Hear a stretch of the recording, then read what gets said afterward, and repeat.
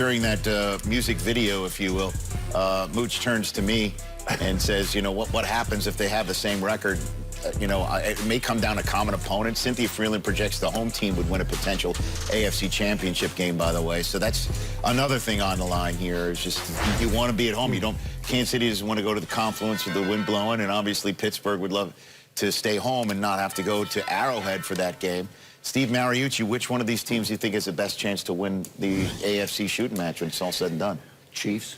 The Chiefs. You know, do you remember that few years ago, that greatest show on turf thing that we had? I've heard of them.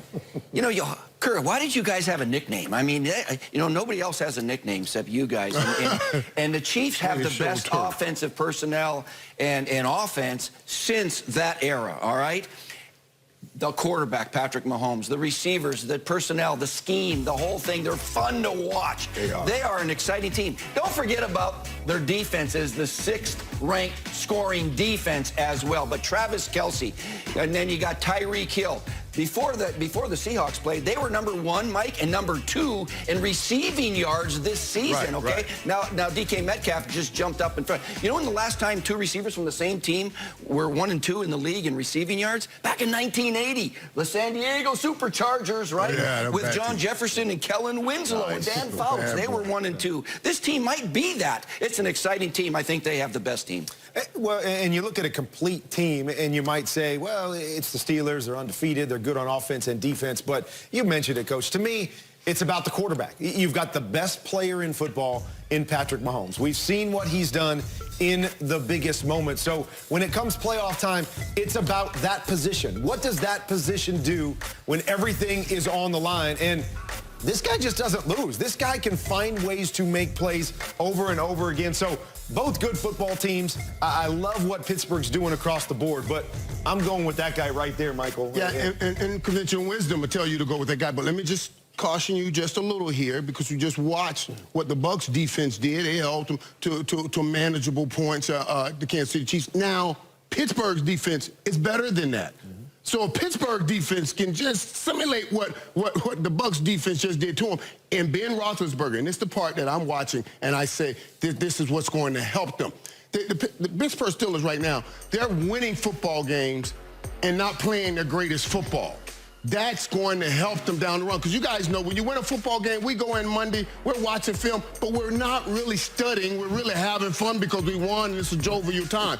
But when you play like they played the last couple weeks, like they played against Dallas, like they played last Wednesday, dropping all of those balls, you come in, even though you got that win, and you focus and you study. And Pittsburgh is doing that right now to help those young guys when they get in the stretch run. Be careful, Pittsburgh will be able to play with them. And I think you make a great point, because I know when we get to the first week of the playoffs, we're going to ask about experience versus inexperience. And you saw on that stage some of the young players dropping balls and struggling in those moments. And so much of the playoffs come down to those guys stepping up, guys that are going to have the ball in their hands, stepping up and making those big plays. You've got proven guys in Kansas City, young guys in Pittsburgh. How does that translate come playoff time? Chiefs have Denver tonight at home, at Miami, at New Orleans. Home for Atlanta, home for the Los Angeles Chargers. And the Steelers have, after Washington football team, they're taking on the Bills in Buffalo on Sunday night next week. So the Saints have a big game against the Chiefs coming up. That could be a Super Bowl preview from that front as well. It is hour number 2 of NFL Game Day Morning, presented by Lowe's. We put the home in home teams. Yeah, and the last we saw Carson Wentz on Monday Night Football against Seattle.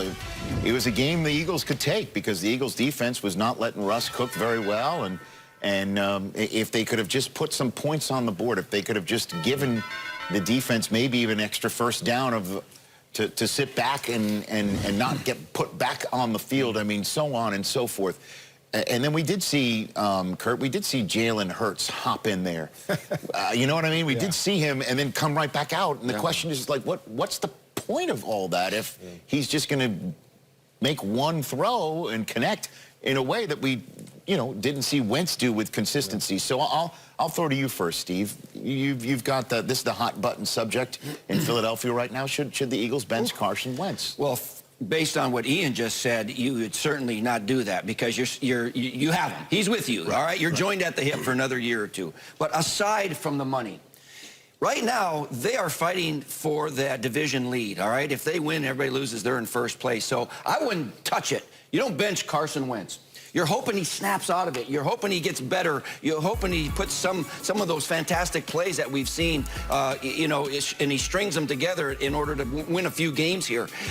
We all know that there have been offensive line injuries, receiver, a whole thing. Jalen Hurts would have the same situation if he were to play a team that can't help him win games. So you just work through it, fight through it, hope this guy, you know, plays better than he has. And I'm just worried a little bit about his confidence, Kurt. Yeah. He's been sacked and hit too many times, and I think it's affecting him.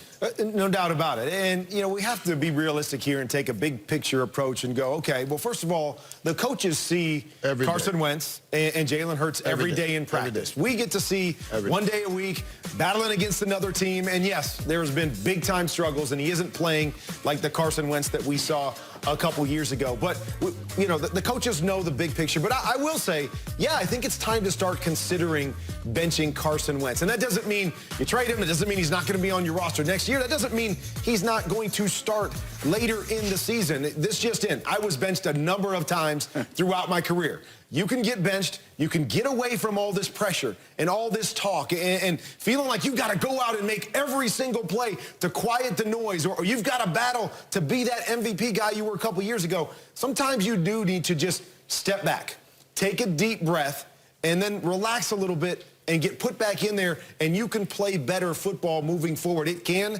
be done, and I think they need to start considering it, Michael, because as you said, Coach, the confidence isn't there. He's pressing. We've been saying that since early in the season. We've got to find a way to get him back so he can play at that MVP level, because we know he's got that capability in him. Just something is awry right now. Yeah, and you know what sticks out in my head, because that's what we do. We measure it all. I see it in Dallas right now. Everybody's measuring what Zeke makes against how he's playing now. We just heard that Carson Wentz is pulling $40 million. That's a career high, but on the field, he's giving you all career lows, and that's an issue. You know, career low in percentage, completion percentage, career low in passing yards per game, career low in passer rating. And the biggest issue is he's not protecting the football.